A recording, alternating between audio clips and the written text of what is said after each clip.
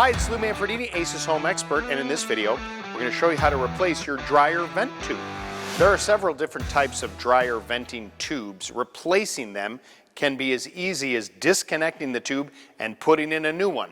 For this application, I'm going to show you how to replace a solid metal tube and also a flexible tube. Loosen the pipes up so you have a loose piece, and then with the appropriate replacement piece, you're going to cut it so it fits into place. Remember that there's a male and female end, and you want to make sure that that's consistent coming out as you put it all back together.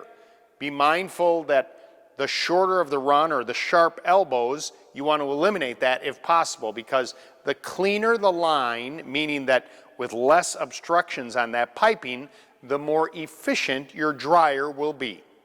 And there you have it. For more information, you can visit us at acehardware.com. Please subscribe to our YouTube channel, or better yet, stop by your local neighborhood Ace Hardware store, because Ace is the helpful place.